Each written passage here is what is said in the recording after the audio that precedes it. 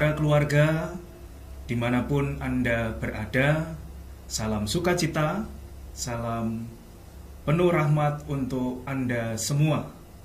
Hari ini adalah Hari Keluarga Nasional. Kita bersama-sama bersyukur atas Hari Keluarga Nasional dan secara istimewa Komisi Keluarga Kevikepan Semarang beserta Visma Studio Komsos Kevikepan Semarang ingin memberikan sebuah suguhan berupa konten podcast dengan tema pendampingan keluarga berjenjang dan berkelanjutan. Pada kesempatan ini, secara istimewa kita mendapatkan seorang narasumber yang cukup ahli di bidangnya dalam pendampingan keluarga, yakni Romo Erwin. Maka baik Romo Erwin sedikit memperkenalkan diri dan juga menyapa kepada keluarga-keluarga Katolik yang berada di rumah. Keluarga Katolik di mana saja Anda berada di Keuskupan Agung Semarang dan siapa saja yang menyaksikan siaran kami, saya Romo Alexander Erwin Santoso MSF. Saya sekarang ini bekerja di Paroki Santo Paulus Sendangguo Semarang Kota. Dan memang baru saja sekitar 4 bulan saya berada di Paroki Sendangguo atau berada di Keuskupan Agung Semarang. Tadi dibilang ahli, ya sebetulnya bukan ahli, tapi karena pengalaman. Mungkin pengalaman yang membuat saya jadi lebih bisa, dan juga latar belakang pendidikan saya yang bersekolah di bidang psikologi. Terima kasih, Romo. Baik, terima kasih. Jadi kita bersama-sama kehadiran Romo Erwin ini semoga menambah warna pastoral keluarga di Kevikepan Semarang dan secara umum di Keuskupan Agung Semarang. Menarik tadi Romo mengatakan bahwa berkecimpung di dunia pastoral keluarga itu karena memang mendapatkan kesempatan untuk studi lanjut psikologi dan juga karya pengalaman pastoral selama hampir 12 tahun sebagai Ketua Komisi Keluarga Keuskupan Agung Jakarta. Mungkin sedikit bercerita tentang mengapa kemudian Romo Erwin waktu itu memutuskan untuk atau kemudian studi lanjut psikologi dan akhirnya juga bisa berkecimpung atau memberikan kontribusi di dalam pastoral keluarga cukup lama ini. Baik, terima kasih Romo. Jadi saya tertarik pada bidang keluarga ini sejak saya frater. Saya ditabiskan 20 tahun yang lalu dan saya sudah mengikuti pastoral keluarga ini sejak saya kelas 1. Lalu kami harus berganti-gantian mengikuti pastoral-pastoral yang ada di MSF. Tapi pastoral keluarga ini mendapat perhatian saya lebih banyak. Pertama karena saya memang seorang yang sosial, saya suka bertemu dengan orang. Lalu ketika saya ditabiskan, saya juga bekerja di bidang yang mirip-mirip. Pertama sebagai ekonom di seminari, tapi di situ saya diberi beberapa frater tingkat 1, 2, 3 untuk saya dampingi. Lalu kemudian saya diberi kesempatan di paroki 2,5 tahun dan selanjutnya saya sekolah. Nah, sekolah ini saya memilih jurusan psikologi itu karena latar belakang ini. Saya suka dengan manusia, saya suka dengan ilmu manusia, pengembangan manusia gitu, sehingga saya akhirnya ketika disuruh memilih bidang keluarga, saya rasa hal yang bisa saya lakukan agar saya bisa mengembangkan pastoral keluarga adalah psikologi sesuai dengan minat saya. Maka saya sekolah di Manila, di De La Salle University de Manila selama kurang lebih 2,5 tahun. Lalu selesai dari situ saya bekerja di paroki selama setengah tahun dan akhirnya selama 12,5 tahun saya bekerja di Komisi Kerasulan Keluarga di Keuskupan Agung Jakarta. Disitulah saya mendapatkan pengalaman banyak ya. Pertama, saya mendapatkan data-data dari umat yang datang kepada saya sebagai seorang konseli, mulai dari persoalan-persoalan rumah tangganya, kepasutriannya, parenting, lalu juga pendidikan, sampai ya bahkan sampai ke hal-hal yang bersifat sangat sensitif atau privasi seperti seksualitas. Dari situ saya belajar bahwa keluarga itu tidak seindah rencananya, bisa sangat buruk, bisa baik, tapi bisa juga sangat baik, tergantung dari bagaimana orang mengelolanya. Dan dari cara mengelolanya ini, saya lebih memfokuskan diri bagaimana gereja bisa mengatasi persoalan-persoalan yang tidak diketahui oleh awam yang mengerjakan atau awam yang menikah ini, melalui konsep-konsep dan juga melalui aktivitas-aktivitas. Jadi praktek ilmu psikologi saya dan juga pastoral saya itu berkembang bersama dengan pelayanan saya di Jakarta. Di situ banyak program yang memang secara khusus saya kembangkan, mulai dari anak usia 0, lalu 0 sampai 1, 1 sampai 5, 6 13, 13 18, lalu juga dewasa muda, lalu sampai pernikahan dini, pernikahan di usia dini maksudnya, lalu pernikahan usia tengah, midlife crisis, dan juga akhirnya pernikahan di usia lansia. Jadi saya senang sekali dengan semua manusia yang masih hidup, tapi saya tidak menangani mereka yang sudah mati gitu ya. Teologi dan juga pastoral yang saya kembangkan itu adalah untuk semua orang yang masih hidup. Jadi itu menarik buat saya. Baik, luar biasa. Jadi pengalaman studi dan juga karya pastoral keluarga selama di KAJ, Keuskupan Agung Jakarta, semoga juga bisa ditularkan, mewarnai pastoral keluarga, khususnya di KVKPAN Semarang ini, Romo. Jadi ini sekalian endorse ya, Romo Erwin, untuk juga ambil bagian di dalam karya pastoral keluarga di KVKPAN Semarang. Baik, Romo. Tema podcast kali ini adalah pendampingan keluarga berjenjang dan berkelanjutan. Jadi mengapa podcast ini kemudian mengambil tema tersebut, Romo? Karena secara istimewa pada tahun ini Keuskupan Agung Semarang mencanangkan fokus pastoral adalah FIBB, Formatio Iman Berjenjang dan Berkelanjutan. Ada banyak keprihatinan yang membuat Bapak Uskup berserta Kuria memutuskan untuk bersama-sama umat Keuskupan Agung Semarang ini mencanangkan Formatio Iman Berjenjang dan Berkelanjutan penting untuk dihidupkan kembali di Keuskupan Agung Semarang. Harapannya tentu pembinaan iman itu terjadi di dalam setiap segmen jenjang kehidupan manusia dan ada kesinambungan atau ada kelanjutan terus-menerus. Karena pembinaan iman, kita menyadari bahwa pembinaan iman itu harus terus berlanjut sampai akhir. Selagi tadi bahasanya Romo Erwin masih hidup, ya, kita harus memberikan asupan rohani supaya iman kita semakin mendalam, tangguh, dan misioner. Maka bertolak dari itulah kemudian kita bersama-sama mendalami tema pendampingan keluarga berjenjang dan berkelanjutan ini. Romo, jika Keuskupan Agung Semarang mendorong pembinaan iman, Formatio iman ini harus terus-menerus dilakukan sepanjang hayat. Apakah pendampingan keluarga menurut Romo juga harus dilaksanakan secara berjenjang, berkelanjutan atau berkesinambungan? Kira-kira mengapa, Romo, demikian? Baik, setiap orang itu dalam tahap kehidupannya atau tahun-tahun kehidupannya menghadapi tantangan-tantangan yang berubah-ubah ya.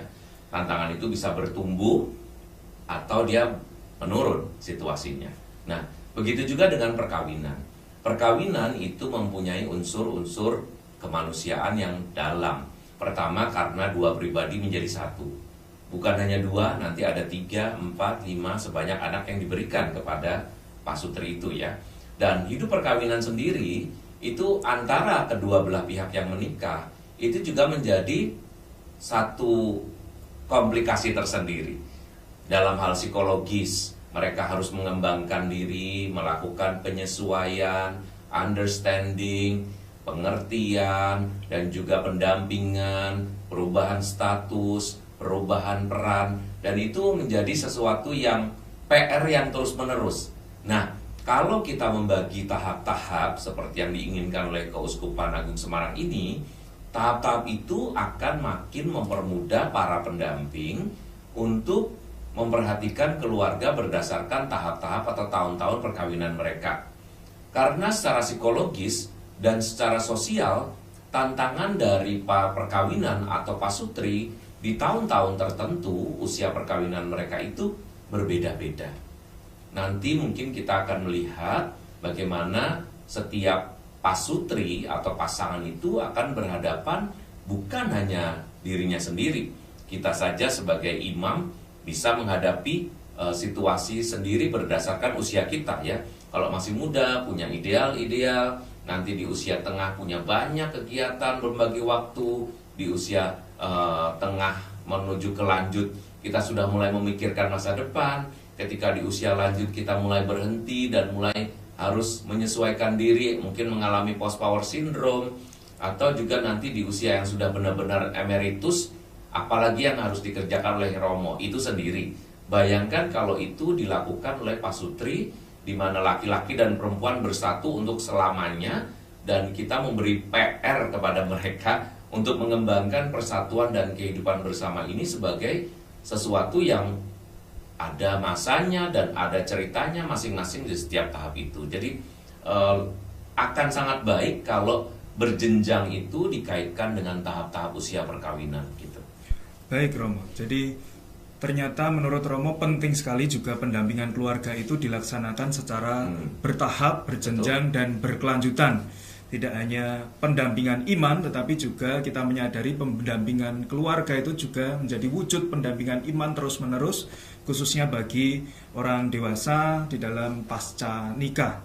Nah, Romo, dalam FIBB, di dalam bidang pewartaan di paroki-paroki yang ada di Keuskupan Agung Semarang, sebenarnya kita bisa melihat bahwa pembinaan itu telah diupayakan dengan segala cara, dengan pendampingan iman anak, bahkan sekarang ini ada pendampingan iman usia dini, kemudian ada pendampingan iman remaja, dewasa, usia lanjut. Nah, apakah hidup perkawinan dan keluarga itu juga bisa dibagi beberapa tahap atau jenjang semacam itu? Kira-kira kalau dibagi ini Romo, hidup perkawinan, hidup keluarga itu bisa diklasifikasi atau dibagi seperti apa Romo? Bisa. Jadi karena tadi saya mengatakan bahwa dua orang yang bersatu, yang menikah, seandainya mereka tanpa anak saja, mereka akan mengalami situasi penyesuaian dan juga tantangan masing-masing di usia-usia atau tahap-tahap mereka ya. Mulai dari 0 sampai 1 misalnya, 1 tahun pertama, lalu 1 tahun sampai 5 tahun, itu ini yang tanpa anak ya, artinya antar mereka sendiri. Lalu dari 6 tahun sampai 10 tahun, lalu 11 sampai 20, 20 sampai 30, 30 sampai 50, 50 dan seterusnya di atas, artinya di usia lansia. Itu saja mempunyai tantangan. Nah, tantangan itu akan bertambah lagi atau akan mempunyai warna lain ketika orang tua berhadapan dengan anaknya. Jadi, ketika orang tua mempunyai kisah tentang anak-anaknya, maka itu rupanya mewarnai mereka juga. Misalnya ya, kalau anak-anak di usia 0 sampai 5 tahun, itu kan tahap pembentukan. Anak-anak akan mendapat perhatian lebih banyak dari orang tuanya. Ketika anak-anak membutuhkan perhatian lebih banyak, waktu juga akan mereka habiskan bersama anak-anak. Bergantian bahkan. Kalau ibunya menyusui misalnya, lalu ayahnya harus melakukan pekerjaan-pekerjaan non menyusui, seperti membantu house chores atau pekerjaan rumah tangga, lalu mulai membantu mencuci piring seandainya nggak ada membantu ya, atau membantu mencuci atau memasukkan ke mesin cuci, atau membantu bersih-bersih rumah sementara dia pergi dari rumah misalkan karena ke kantor karena bekerja. Lalu anak-anak ini akan diasuh oleh ibunya setelah pulang. Nah, pembagian kerja ini merupakan satu penyesuaian. Jadi orang tua yang punya anak di usia 0 sampai 5 tahun akan mengalami penyesuaian juga. Mereka akan berdiskusi tentang bagaimana pembagian waktunya. Mereka akan menyelaraskan harapan. Anak ini mau disekolahkan di sekolah awal di mana, di PAUD misalnya, ya, atau menyelaraskan diri dengan peran mereka masing-masing sebagai ayah, sebagai ibu. Dan ini biasanya yang kurang terjadi. Karena biasanya peran itu diambil sepenuh-penuhnya dan 90% lah katakan ya, diambil oleh ibu. Sehingga parenting di awal itu banyak sekali diambil oleh ibu. Kalau itu diambil oleh ibu, artinya diambil oleh istri. Ketika itu diambil oleh istri, maka suami nggak kebagian. Ketika suami nggak kebagian, lalu suami mulai cemburu dalam tanda petik. Cemburu itu artinya kamu menghabiskan waktu bersama anak. Tetapi masalahnya adalah ini anak kita.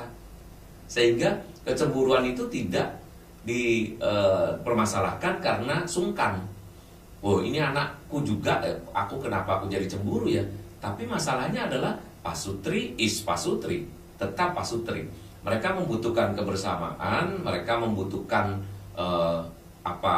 waktu bersama tanpa anak, tetapi itu banyak tidak terjadi karena tidak bagusnya pembagian waktu, atau ibu terlalu fokus kepada anak sehingga lupa merawat suami.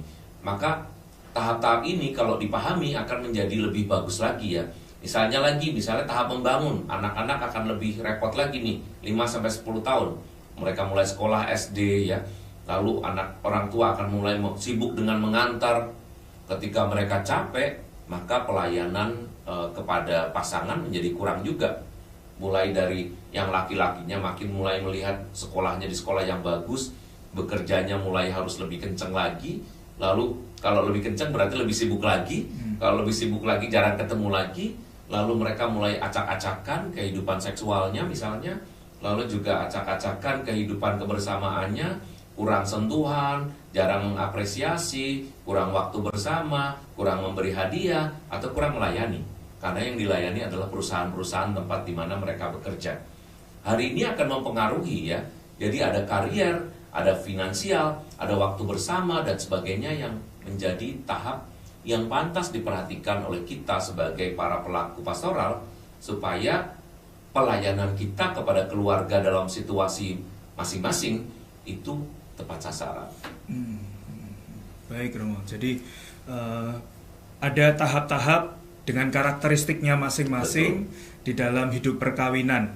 Nah Romo, sedikit menarik ke belakang. Kalau bisa dibagi itu kan di dalam hidup jenjang hidup manusia, khususnya di pastoral keluarga, itu ada tahap pranikah, artinya sebelum nikah, dan juga pasca nikah. Tadi kita sudah sedikit banyak menyinggung terkait pendampingan yang bisa kita buat di dalam pastoral keluarga pasca nikah. Tetapi menurut pengalaman juga, apa yang terjadi di dalam hidup perkawinan dan keluarga pasca nikah itu tidak atau kemudian dipengaruhi juga apa yang terjadi sebelum perkawinan itu atau pranikah. Nah, di dalam pastoral keluarga, menurut Romo apa dan bagaimana cara pendampingan keluarga atau dalam hal ini ya orang muda ya sebelum mereka memutuskan untuk kemudian maju di dalam jenjang perkawinan, artinya dalam tahap pranikah itu apa yang bisa kita buat sebagai gereja untuk mendampingi kaum muda kita? Betul. Saya senang sekali dengan perhatian pada pranikah ini ya. Kalau saya perhatikan kebutuhan orang pada masa pranikah ini semakin lama semakin mendesak. Pertama karena maraknya media, maraknya promosi hidup atau kesaksian hidup yang tidak terlalu baik atau katakanlah jelek gitu ya. Misalnya seperti hidup bersama, seks bebas, dan bahkan pornografi dan aktivitas-aktivitas sejauh itu. Apalagi promosi ini diberikan oleh para artis ya kan, para influencer, dan itu semua membuat bahwa oh gini toh gaya hidup yang sekarang gitu, atau memaklumi bahwa ini sesuatu yang sudah zamannya. Nah ini berbahaya bagi kehidupan perkawinan Katolik yang mengagungkan kebersamaan sekali seumur hidup. Maka kalau saya, pendampingan itu sangat penting pada masa pranikah, diberikan pendampingan secara psikologis atau pendampingan secara sosial atau pendampingan dalam hidup bersama atau pendampingan pengetahuan apa yang akan terjadi ketika orang menikah. Misalnya kalau pendampingan psikologis, kita memantapkan para calon menikah. Kalau saya menyebutnya begitu ya, calon menikah itu sebagai pribadi-pribadi yang belum siap. Maka secara psikologis mereka perlu disiapkan. Masa pacaran menjadi masa yang penting. Nah, masa pacaran ini bisa kita lakukan pendampingan melalui tahap atau program discovery misalnya ya, yang baru akan menjadi program yang lebih mantap di Keuskupan Agung Semarang ini ya. Kalau di Keuskupan Agung Jakarta itu sudah akan memasuki program wajib sebelum kursus persiapan perkawinan, kalau di sana namanya MRT. Nah, di sini kita memulainya dengan tahap discovery untuk memahami pasangan, siapa yang akan kita nikahi. Saya memberi judul gini gampangnya, jangan mau nikah itu kayak membeli kucing dalam karung. Kita nggak tahu jenis kucingnya, kita nggak tahu warnanya, kita nggak tahu dia sukanya apa, kita nggak tahu juga kenakalannya kayak gimana. Nah, masa pacaran dengan discovery ini membuat kita mampu mengenal apa isi dalam dari pacar kita, ya, apa isi dalam dari pasangan yang akan segera kunikahi. Nah, itu psikologis. Persiapan sosial juga termasuk di situ, di mana kita tahu melalui tahap pacaran itu jangan cuma makan di sini, makan di sana, jalan ke sini, jalan ke sana. Perhatikan pada saat makan bersama, dia ngambilin kamu nggak? Secara sosial kita tahu, oh ini berarti bukan servis nih, dia nggak serving misalnya. Atau misalnya dia tanya nggak, kamu udah lapar belum? Mas, udah haus nggak? Mau beli minum nggak? Atau dia cuek aja. Nah, pelatihan-pelatihan sosial dalam discovery maupun juga dalam pendampingan pasca nikah ini sangat penting. Di luar itu lagi ada lagi dari sisi medis. Seorang yang akan menikah menurut saya wajib untuk memeriksakan kesehatan fisiknya atau kesehatan badannya. Karena kalau ini tidak diberikan, again ya, seperti membeli kucing dalam karung lagi. Kita nggak tahu dia penyakitnya apa, sejarahnya apa. Nah, kalau seandainya kita memberi pendampingan itu bekerja sama dengan para ahli medis, para dokter misalnya, kita beri ada dokter-dokter khusus untuk yang beragama Katolik atau rumah sakit Katolik yang membantu, itu akan jauh lebih baik lagi. Yang lain lagi adalah persiapan iman. Nah, persiapan iman ini yang biasanya dilakukan sudah ya dalam kursus persiapan perkawinan KPHB ya. Nah, di situ kita juga bisa melatih mereka untuk memahami bahwa ciri-ciri perkawinan Katolik itu seperti ini. Bukan hanya soal bahwa ini tidak boleh bercerai dan akan sekali untuk selamanya, kan tidak sesederhana itu. Apa yang harus dilakukan? Yaitu memahami latar belakang ide ini, dan kemudian kalau itu sudah diketahui, saya kira orang akan lebih paham untuk memasuki dunia perkawinan itu lebih siap. Persiapan mental, persiapan psikologis, keperluan saya misalnya, kok sekarang saya banyak diem ya, bahaya banget nih kalau saya nikah banyakan diem, nanti jangan-jangan pasangan saya enak sama saya gitu. Jadi dia berlatih juga untuk mulai berbicara, mulai memperhatikan, mulai mengurangi egoismenya dan seterusnya. Itu saya kira penting. Baik Romo, menarik tadi bahwa pastoral keluarga pranikah itu sangat penting untuk menjadi fondasi bagi mereka yang akan membangun hidup rumah tangga.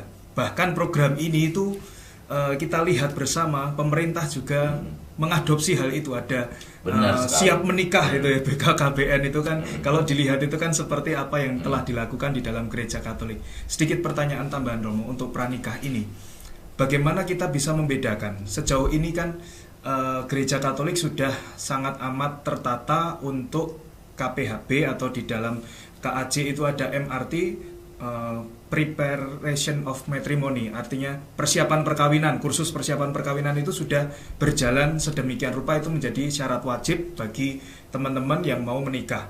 Tetapi bagaimana itu sedikit dibedakan batasannya dengan tadi misalnya yang disebutkan oleh Romo Erwin, discovery, itu bedanya seperti apa dan tekanannya masing-masing itu seperti apa, Romo? Ya.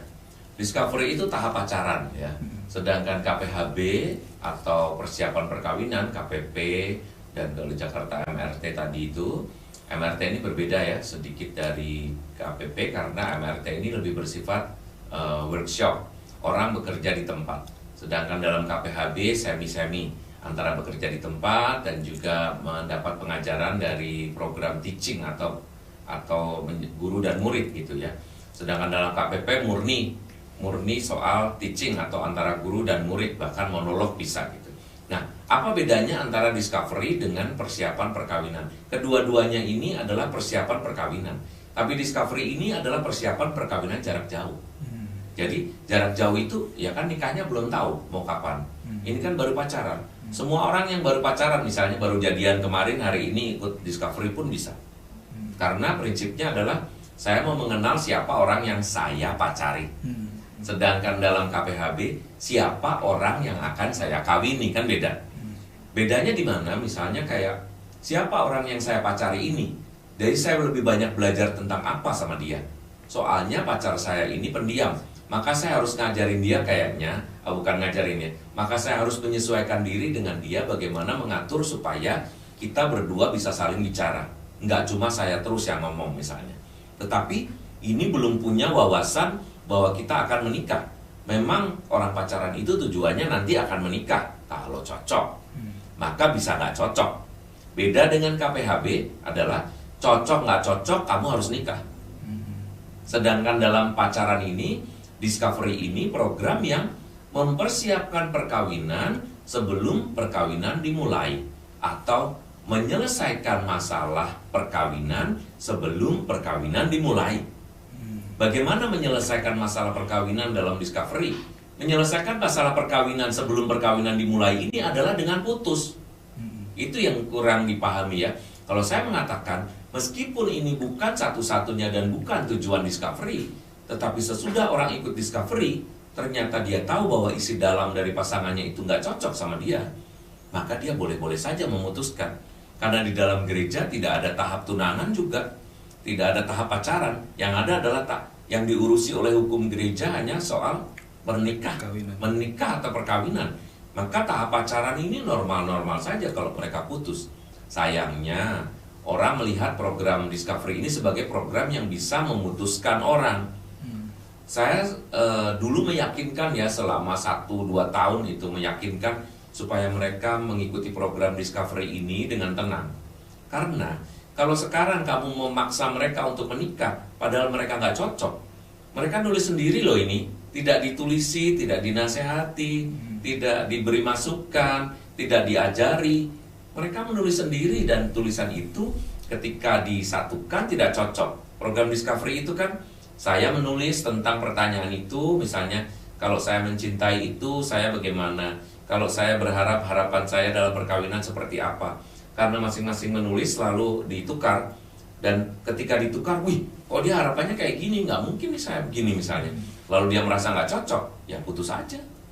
Putus itu satu bagian dari kenyataan dunia ya, bahwa setiap perjumpaan pasti ada perpisahan juga gitu ya. Perpisahannya boleh mati atau perpisahan hidup juga nggak apa-apa. Karena ini bukan perceraian, ini hanya putus.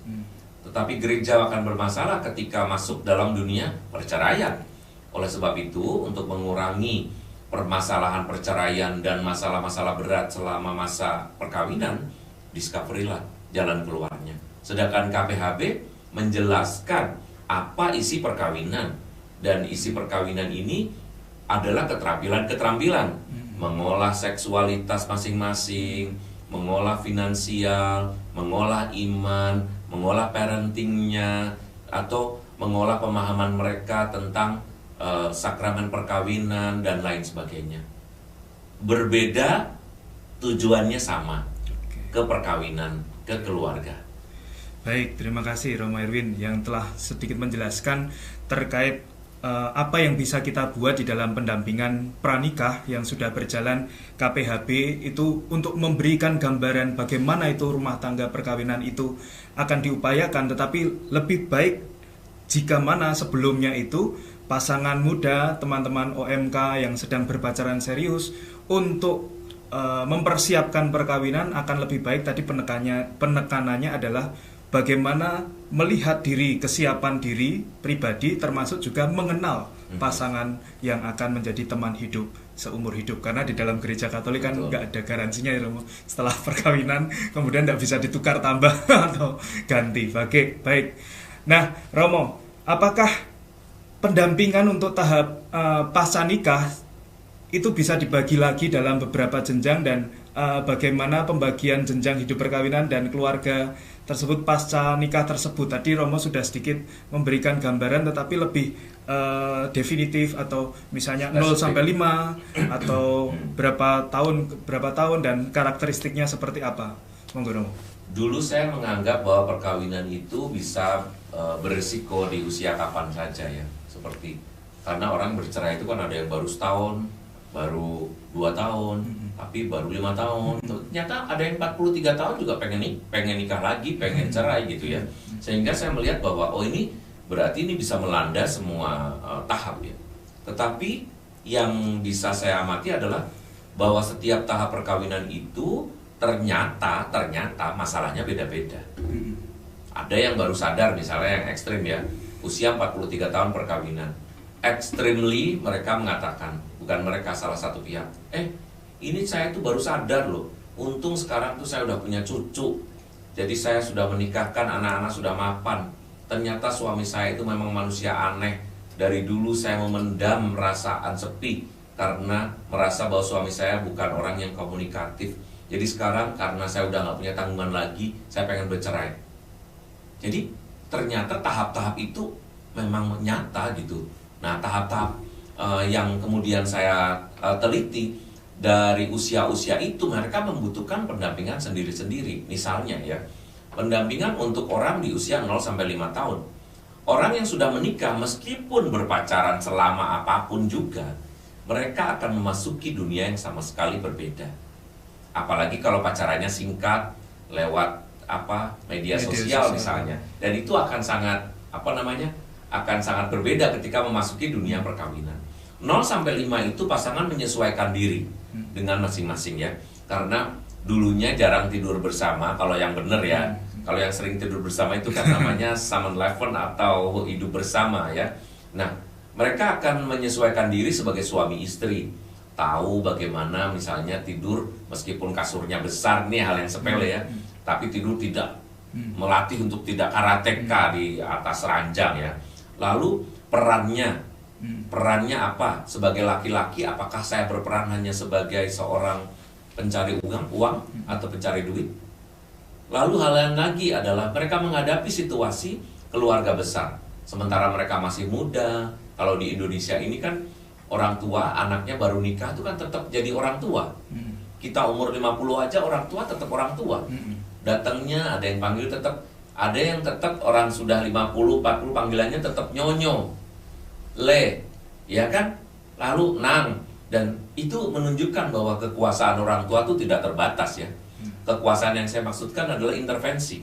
Maka masing-masing mereka harus tahu perannya sebagai suami dan istri dan bapak ibu berhadapan dengan keluarga besar. Itu usia 0-5 tahun.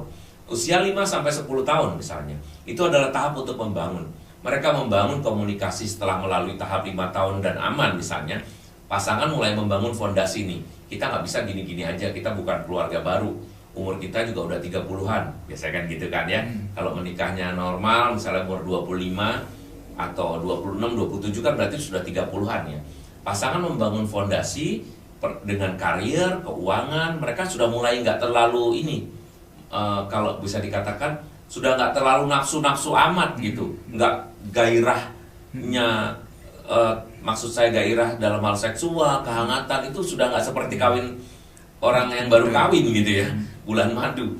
Maka mereka mulai memfokuskan diri nih, wah udah umur 30, udah kepala 3, rumah aja belum punya, sehingga sekarang saya perlu membangun cita-cita untuk punya rumah. Nah, di sini mulai terjadi perubahan. Dasar yang tadinya cinta kasih menjadi dasar ekonomi, berdasarkan kemampuan keuangan. Tapi di lain itu juga mereka harus belajar menjadi parents, karena anak-anak mulai usia sekolah. Mereka harus belajar menjadi orang tua, dan juga dengan peran barunya. Peran barunya itu membuat mereka makin kelihatan ya. Kita kalau melihat orang yang baru nikah itu gayanya masih saya single, celananya masih sobek-sobek lah, masih masih pengen cakep, habis melahirkan juga pengen cepet-cepet dikurusin supaya perutnya nggak gemuk gitu-gitu. Tapi ketika usia memasuki 30 tahun, ketika anak mulai sekolah, perhatian mereka seharusnya mulai ke arah parenting ini, ke arah peran sebagai suami dan istri, dan itu tidak mudah ya. 11 misalnya sampai 20 tahun, mereka menghadapi tahap yang stabil.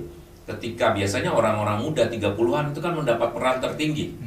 Ada yang sudah menjadi manajer misalnya, ada yang sudah menjadi kepala, ada yang bahkan sudah menjadi direktur. Mereka penghasilannya besar-besar misalnya. Lalu tahap stabil ini, anak-anak juga sudah mulai misalnya usianya usia SMP gitu ya, atau SMA. Tapi mereka menghadapi masa parenting yang berat. Karena anak-anak di usia puber itu mempunyai karakteristik yang berbeda. Mereka mulai rebel, mulai memberontak, dan kestabilan ekonominya stabil. Mereka akan menanggapi dengan gimana nih?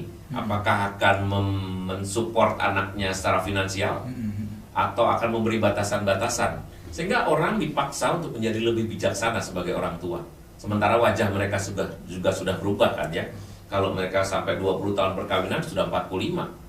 Berarti mereka sudah sadar nih, oh udah keriput-keriput, ada rambut putih, sudah agak gemuk-gemuk juga, udah susah ngurusin badan, dan itu membuat mereka makin fokus sebagai pribadi lagi, serta akan menurut pengalaman dan menurut teorinya di usia-usia seperti ini mereka harusnya sudah mencapai stabilitas psikologis, stabilitas sosial, sudah sadar peran yang dulunya pecicilan sekarang jadi lebih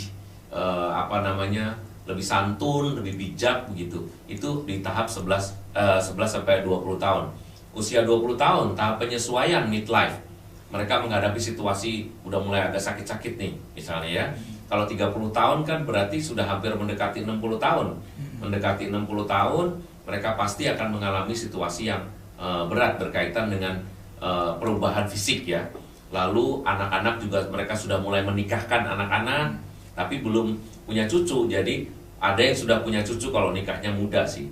Tapi anak-anak juga sudah mulai mandiri. Karena anak-anak siap nikah berarti anak-anak sudah kerja. Ya antara pembagian finansial antara untuk diri sendiri dan pasangan atau dibagi dengan anak itu menjadi persoalan mereka sendiri. Tapi tahap penyesuaian ini akan berakhir ketika usia perkawinan mereka di atas 30 tahun. Karena anak-anak pasti sudah menikah misalnya gitu. Kalau normal ya, pasti sudah menikah dan di situ mereka sudah mulai punya cucu. Mereka tidak bisa lagi dipanggil mama papa, tapi mereka akan dipanggil lebih tua lagi, sehingga diharapkan mereka jauh lebih pelan ya. Pelan, ngomongnya harusnya pelan. Mereka harus mendekatkan diri pada Tuhan, mengingat usianya. Ini disebut tahap pemantapan atau tahap kebijaksanaan. Pasangan bebas mendampingi anak, tetapi sekarang mulai mendampingi diri sendiri dan pasangannya. Karena mereka akan menghadapi masa pensiun dan masa empty nest. Empty nest itu artinya sarang yang kosong. Selain bukan hanya kekosongan, tapi sarangnya kosong karena anak-anak mulai keluar, mereka sudah bahagia hanya dikunjungi oleh cucunya. Bahkan ada yang mengalihkan perhatiannya bukan pada anaknya lagi, tapi mulai menjadi orang tua bagi cucunya. Dan itu yang harus dibahas oleh mereka. Tahap selanjutnya jarang, karena tahap ini 50 tahun ke atas, jarang, tetapi seandainya ada, ini adalah tahap menuju ke perhentian ya. Tahap dimana kalau mereka berdua masih hidup, ya mereka akan harus bersiap menghadapi kehilangan. Nah itu beda ya, menikmati kehidupan yang reflektif. Dan kalau kita mendampingi para lansia di atas 70 tahun, harusnya mereka diajak untuk reflektif. Selain kesehatan, misalnya brain gym kan kadang-kadang, wah mereka supaya ini nih brain gym. Tapi kita tidak boleh berharap bahwa mereka usianya di atas 80, 90, 100 tahun kan. Kita harus realistis supaya memberi mereka pandangan yang realistis bahwa you sekarang itu harus lebih reflektif. Karena ini dari gereja, maka kamu harus makin dekat sama Tuhan. Seperti itu Romo.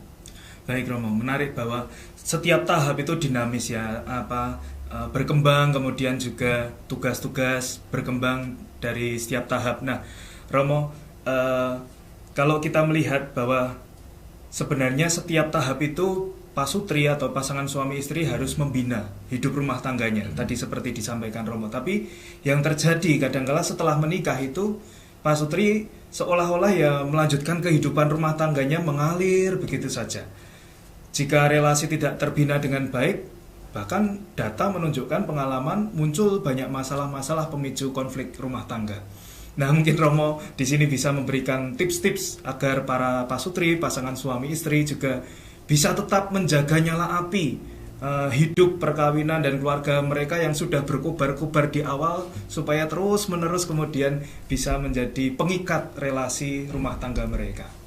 Jadi hal yang ini mungkin kalau tips itu bersifat umum ya. Tips umum itu maksudnya berlaku untuk semua tahap.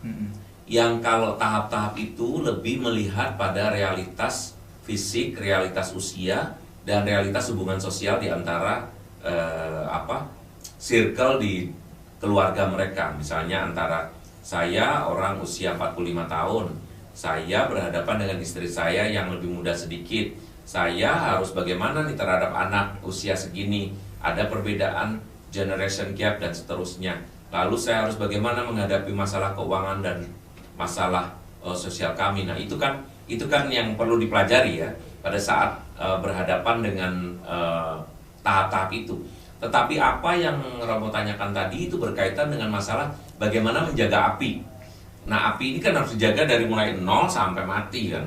Sampai apinya, salah satu apinya redup sendiri, lalu kita tetap harus berapi, tetap harus bersemangat gitu. Hal yang paling utama dan paling banyak menjadi masalah itu adalah soal komunikasi. Jadi soal komunikasi ini aja kalau misalnya mau dibahas bisa berseri-seri. Misalnya bagaimana cara mereka berbicara, bagaimana mereka mengembangkan ya misalnya non-verbal communication. Non-verbal communication termasuk orang yang suka nunjuk-nunjuk, orang yang suka melotot-melotot, orang yang tak ngomongnya keras, orang yang misalnya ngomongnya itu selalu tajam-tajam. Kalau mereka nggak disadarkan pada usia awal, makin tua makin menjadi. Orang tua tuh kalau sudah stabil, udah usianya 50-60 tahun ke atas, merasa saya sampai di usia ini tuh karena saya begini, maka udah nggak usah ngajarin saya. Mereka biasanya nggak berubah gitu. Tapi kalau itu diajarkan dari awal cara berkomunikasi, maka ini akan mengendurkan persoalan atau konflik yang mungkin terjadi.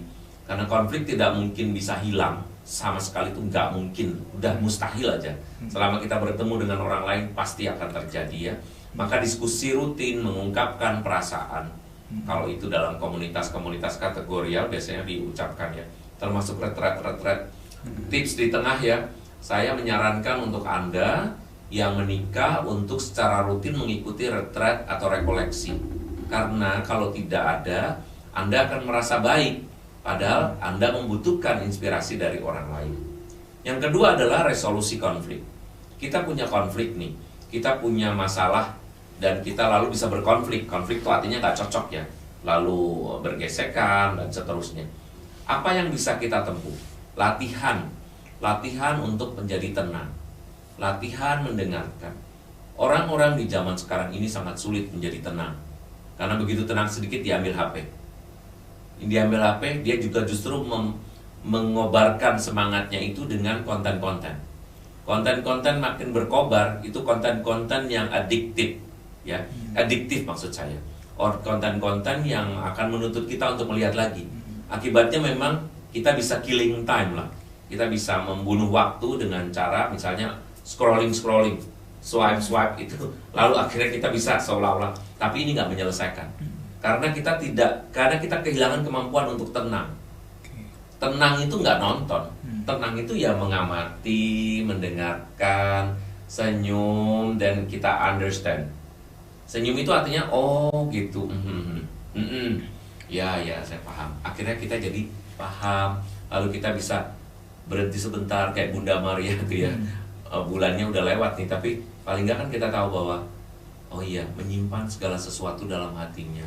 Sunetre, dia itu merenung, melembutkan hatinya dan mencoba memahami. Itu yang nggak ada. Itu resolusi konflik pertama. Yang kedua adalah diskusi. Kemampuan berdiskusi, satu ngomong, satu diem. Satu ngomong, satu diem. Kalau mau ngomong bareng, kita latihan. Siapa yang ngomong dulu, kita buat perjanjian dan seterusnya. Dan yang ketiga, yang tidak kalah pentingnya adalah bertindak cepat. Menyelesaikan sebuah persoalan itu seringkali berlambat karena kita itu melakukan procrastination ya. Procrastination itu adalah melambat-lambat atau kita menunda-nunda menyelesaikan. Misalnya biarin aja, ntar juga selesai sendiri. Biarin aja, nggak bisa ya. Lalu juga bagaimana menyelesaikan konflik itu salah satunya dengan bahasa cinta. Bahasa cinta, misalnya kita lagi berkonflik, pegang aja istrinya. Udah maaf ya, maaf, minta maaf. Megang, minta maaf, kita boleh ngeteh-ngeteh dulu nggak untuk menyelesaikan masalah ini gitu. Ngobrol-ngobrol sebentar, waktu bersama, nyentuh, memuji, waktu bersama. Kalau perlu kasih hadiah, lagi ada masalah nih kasih hadiah aja deh gitu. Kasih tas Hermes lah boleh. Atau beliin cincin atau gelang di toko emas gitu ya. Tapi itu salah satu yang mahal. Hal-hal sepele-sepele kadang-kadang bisa melunturkan juga penghargaan, pengakuan. Seperti itu saya kira tips-tips yang akan berlaku sepanjang masa. Oke. Begitu Romo. Baik Romo, jadi ada tips umum yang bisa kita buat teman-teman para pasutri, pasangan suami istri untuk terus menjaga api cinta di dalam hidup rumah tangga. Nah, menarik Romo, sedikit sharing bahwa saya sebagai ketua komisi keluarga itu sedikit mencari cara bagaimana memberikan pendampingan bagi para pasutri pasca nikah. Karena kita tahu bersama kalau di dalam gereja Katolik di ranah FIBB itu ada katekese inisiasi itu sudah amat tertata sedemikian baik. Mau baptis harus mengikuti pelajaran baptis, komuni pertama mengikuti komuni pertama, serta penguatan juga mengikuti katekese atau pelajaran penguatan. Nah, di dalam pastoral keluarga yang diwajibkan adalah KPHB atau kursus persiapan perkawinan itu sudah berjalan sedemikian baik. Nah, tadi secara umum sudah disampaikan oleh Romo Erwin, tetapi kemudian pengalaman Romo Erwin sebagai ketua komisi keluarga di Keuskupan Agung Jakarta juga, bentuk-bentuk pastoral pasca nikah macam apa yang bisa kemudian dibuat oleh komisi keluarga, khususnya nanti di Kevikepan Semarang ini, untuk menyapa para pasutri yang setelah menikah ini Romo. Tapi kadangkala mereka mau diajak berkegiatan dan sebagainya selalu beralasan kesibukan karena tadi aktif di dalam pekerjaan, belum lagi anak-anak masih kecil ngurus dan sebagainya. Itu sulit sekali Romo. Yang sedikit saya boleh sharingkan dan mungkin mendapat pengayaan dari Romo Erwin, apa yang bisa kita buat gereja untuk terus-menerus mendampingi keluarga, khususnya para pasangan suami istri pasca nikah itu. Karena tadi kalau kita melihat PR-nya itu setiap tahap itu banyak sekali. Bahkan tadi di tahun-tahun awal perkawinan kalau tidak sungguh didampingi, justru nanti sumber konflik. Mungkin Romo juga bisa memberikan tadi informasi di tahap mana biasanya masalah-masalah itu kemudian muncul. Kan artinya pendampingan itu terus-menerus harus dilakukan pasca nikah. Begitu Romo, bentuk-bentuk pastoral yang bisa dibuat pasca nikah itu seperti apa saja? Kalau saya melihat bahwa bentuk-bentuk pastoral berarti penggembalaan berarti kepada ternak-ternaknya atau kawanan dombanya. Kawanan domba itu siapa? Ya semua orang, ya kan? Kalau kita arahnya itu di keuskupan, lalu kita mengarah pada tahap komisi keuskupan ke paroki, berarti baru tahap kulit aja. Kulit tampaknya ada kegiatan. Komisi menyampaikan program-programnya kepada paroki. Tapi di paroki itu juga hanya dilakukan oleh ketua seksi keluarganya, misalnya gitu. Dan itu which is itu 2 atau sampai 10 orang lah katakan seperti itu. Pertanyaan saya adalah pertanyaan retorik maksudnya. Apakah yang 10 orang itu bisa mengerjakan untuk ribuan orang yang ada di parokinya? Menurut saya itu nggak ada. Tahun 2013 saya melihat bahwa hampir semua program itu nggak jalan di paroki, di lingkungan. Hanya yang jalan itu rosario, lalu juga program yang kitab suci, itu hanya dilakukan oleh orang-orang yang berminat, misalnya ya. Yang paling laku apa? Rosario. Kenapa? Karena di rosario tuh khas banget orang Katolik. Harus berdoa pada Bunda Maria, dan di rosario nggak bakal ada tanya-tanyaan, orang nggak disuruh doa-doaan, doa juga nggak perlu dikarang-karang sendiri, dia pasti bisa berdoa sendiri, dan di situ nanti sesudahnya ada minum, minimal ya snack-snack. Sesimpel itu, dan mereka datang banyak. Tapi begitu ada pendalaman kitab suci, pertama mereka akan memahami kitab suci itu sebagai sesuatu yang sulit. Yang kedua, hal yang sekarang ini terjadi adalah semua makhluk yang namanya manusia itu berhadapan dengan hal yang bersifat visual. Kita memperhatikan, bayangkan ya, Dulu kita bisa membaca buku tanpa harus ada gambar sedikit pun. Menurut keterangan dari orang tua saya, dia dulu sampai addicted pada Kopingho, dimana Kopingho itu nggak ada gambarnya tuh 20 lembar baru ada gambar satu. Tapi sekarang orang mana yang mau membaca tulisan huruf-huruf begitu tanpa ada gambar? Maka kalau saya melihat bahwa kekurangan kita adalah kekurangan memasukkan unsur seni dalam produk-produk kita. Yang pertama tadi soal orang, yang kedua adalah hal yang bersifat promosional juga. Nah, kalau pendampingan itu dilakukan secara terstruktur dan terencana, mungkin ya, saya kan nggak tahu situasi sebenarnya karena saya baru di sini. Tapi dugaan saya, semua orang itu suka dengan yang gembira-gembira. Berikanlah, apalagi kalau ini untuk keluarga, produk-produk, modul-modul, program-program yang sifatnya mengatasi persoalan-persoalan harian mereka dengan cara yang meriah, dengan membuat audiovisual kalau bisa, memasukkan program-program itu di YouTube, sehingga semua orang bisa membuka HP-nya dan orang tidak perlu lagi berurusan dengan banyak kertas. Karena kertas itu tidak mungkin untuk saya membaca bahwa di Keuskupan Agung Jakarta ini ada sekitar 360.000 umatnya. Di Jakarta 560.000. Jadi ada perbedaan 200.000 orang nih. Kalau ratusan ribu itu pakai kertas semua kan nggak mungkin. Maka pakailah sarana audiovisual. Buku tidak bisa dicetak lagi, maka berikanlah itu dalam bentuk PDF sehingga seorang bisa buka. Setiap membuka misalnya websitenya Keuskupan Agung Semarang, kapan saja mereka bisa download. Dan semua program itu dijalankan di sana. Kalau ada sharing gimana, Romo? Sharingnya nggak usah pakai sharing orang hidup. Sharingnya kita tap aja seperti di studio ini. Tap aja, nanti sharingnya semua orang. Oh, ini contohnya misalnya. Oh, ini nyanyiannya. Oh, ini karaoke-nya. Gimana nyanyinya, sudah ada penuntun-penuntunnya. Tinggal klik. Dugaan saya loh ya. Itu lebih menarik. Pertama, ada kerjasama dari yang tua sama yang muda. Karena orang tua tidak bisa membuka dengan sembarangan. Ini gimana nih? Buka PDF ini gimana? Dia akan tanya sama anaknya yang lebih muda. Otomatis ada komunikasi. Sehingga semua bisa berjalan ya. Ya, ini harapan. Berjalan dan lebih banyak orang yang bisa menanggapi kita. Minimal kalau mereka nggak suka, mereka pernah buka itu tautan atau linknya itu dengan baik.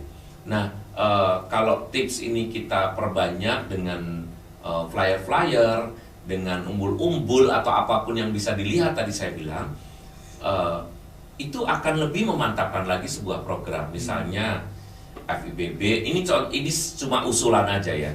FIBB itu misalnya kita membuat flyer di setiap paroki ada tulisan lah FIBB gitu. Supaya orang tahu nih, jangan sampai ada orang yang nggak tahu tentang FIBB ini. Berjenjang, di situ ada gambarnya. Jangan hanya tulisan tapi gambar dikit aja. Nanti setiap apa lagi kasih tulisan FIBB. Supaya setahun itu roh FIBB itu menjadi roh kita. Dan sistem promosi seperti ini harus dimasukkan dalam basic penyelenggaraan setiap program. Karena keluarga itu menyangkut hal yang paling bawah, bukan kantor yang bisa punya link dengan mudah. Tapi keluarga itu menyangkut di lingkungan. Maka saya mempunyai mimpi ya, gereja itu bergeraknya tidak di paroki, tapi gereja itu bergeraknya di lingkungan. Begitu, Romo. Baik, Romo. Nah, Romo, ini kan podcast kita adakan menanggapi Hari Keluarga Nasional 29 Juni. Besok nih, Romo, bulan Juli itu untuk pertama kalinya Keuskupan Agung Semarang menyelenggarakan bulan katekese keluarga. Temanya adalah menanggapi juga FIBB, orang tua adalah penanggung jawab utama bagi formasio iman anak. Nah, kita tahu bahwa sekarang ini banyak orang tua juga tidak mudah untuk menumbuhkan iman dalam diri anak-anak mereka, apalagi dengan tantangan-tantangan yang ada, gadget dan sebagainya. Nah, ini sedikit spoiler untuk bulan keluarga terkait tema parenting. Adakah tips parenting bagi orang tua Katolik dari Romo agar para orang tua Katolik zaman sekarang ini bisa mengajarkan iman kepada generasi anak-anak sekarang ini? Generasi anak-anak berarti generasi digital ya. Kalau generasinya makin kecil lagi berarti sudah masuk generasi alpha. Di atasnya sedikit generasi Z, di atasnya sedikit generasi Y, which is itu adalah orang tua yang punya anak-anak alpha. Nah, dari situ nanti di atas lagi adalah generasi X, yaitu para nenek, kakek, atau orang-orang yang baru akan menikahkan dan punya anak yang dewasa muda gitu ya. Nah, setiap generasi itu punya keinian masing-masing. Tetapi semua generasi saat ini, sepanjang dia tidak buta akan gadget, dia pasti akan buka gadgetnya.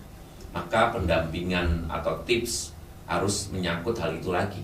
Tips parenting untuk anak-anak, untuk orang tua kepada anak-anaknya ini harus menyangkut hal yang perlu untuk masing-masing tahap itu. Misalnya, orang tua harus tahu misalnya tahap anak usia 0 sampai 5. Mereka tahapnya sangat visual. Mereka nggak bisa ide-ide itu nggak bisa.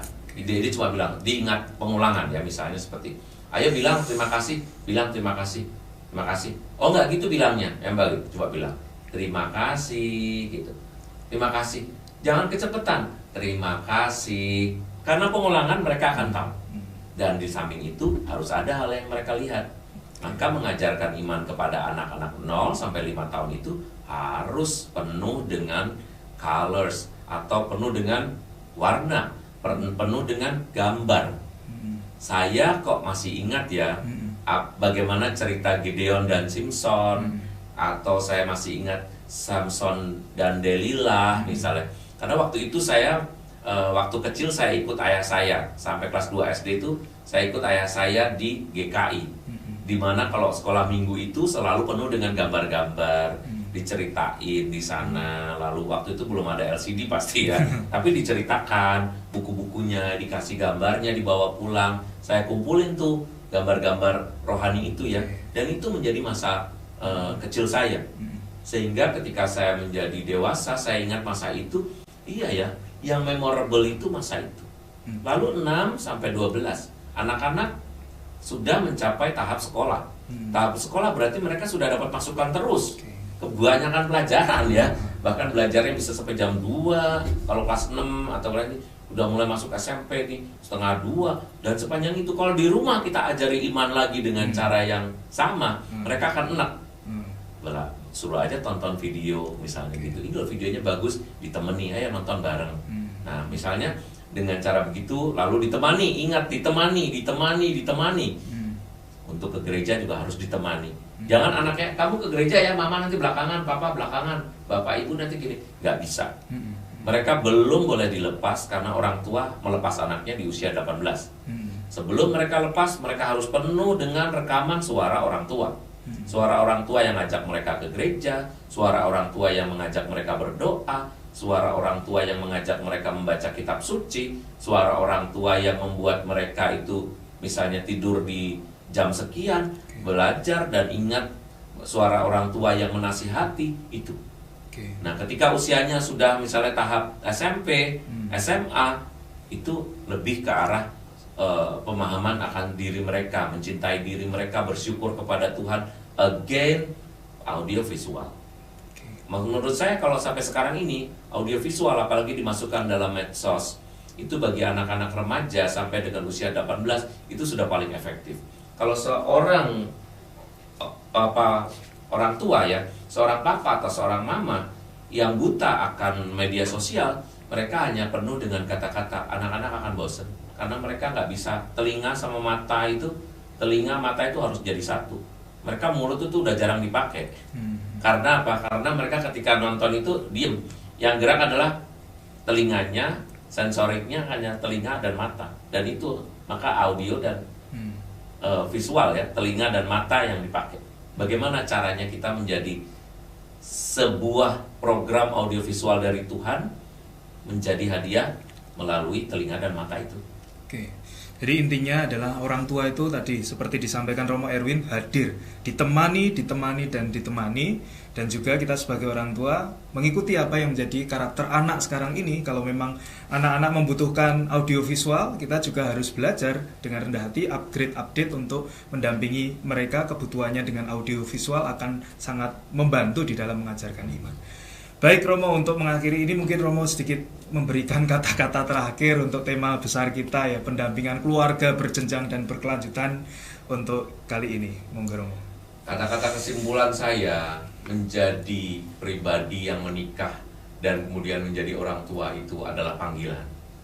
Kalau Anda merasa bahwa Anda dipanggil untuk menikah, Anda juga harus menyadari Anda dipanggil untuk menjadi orang tua.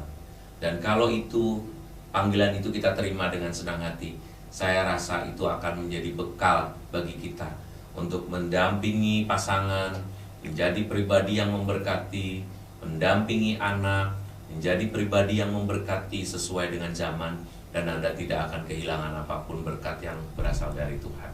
Saya percaya, dan kami semua tentu saja para imam di Keuskupan Agung Semarang ini juga berharap segala sesuatu yang baik. Jangan sampai Anda menjadi contoh yang kurang baik. Meskipun tren keluarga menjadi menakutkan sekarang ini, tapi saya yakin berkat-berkat akan mengalir kepada Anda kalau Anda mengikuti Tuhan. Bagaimana Tuhan sudah memberikan inspirasi kepada kita melalui keluarga kudus, bagaimana Tuhan bisa memberikan kepada kita melalui pribadinya sendiri, menjadi pribadi yang mengampuni, menjadi pribadi yang mau mengajar, menjadi pribadi yang mau berkorban. Itulah yang sejatinya hidup kita yang dipanggil menjadi seorang anggota keluarga. Baik, terima kasih Romo Erwin yang telah berbagi di dalam podcast kita kali ini. Sekali lagi terima kasih, dan mohon nanti dukungannya juga untuk pastoral keluarga yang ada di Kevikepan Semarang ini. Para keluarga yang terkasih, demikianlah podcast bincang-bincang kita mengisi Hari Keluarga Nasional kali ini. Semoga podcast dengan tema pendampingan keluarga berjenjang dan berkelanjutan ini memberikan inspirasi bagi kita untuk terus-menerus merawat keluarga kita masing-masing, dan juga kita dipanggil untuk menjadi sesama bagi keluarga-keluarga yang lain. Tadi seperti disampaikan Romo Erwin, tentu tim pastoral keluarga, komisi keluarga tidak bisa menjangkau ribuan keluarga yang ada di paroki keuskupan ini. Kita perlu menyadari bahwa keluarga harus membantu keluarga yang lain. Kita dipanggil juga berjalan bersama meneguhkan keluarga-keluarga yang lain. Demikian, saya Romo Giovanni Mahendra Kristi, Ketua Komisi Keluarga Kevikepan Semarang. Sekali lagi mengucapkan selamat Hari Keluarga Nasional. Semoga keluarga Anda masing-masing diberkati. Tuhan memberkati. Amin. Kita sampaikan salam kita kepada keluarga-keluarga yang ada di rumah. Terima kasih Romo. Terima kasih. Ya.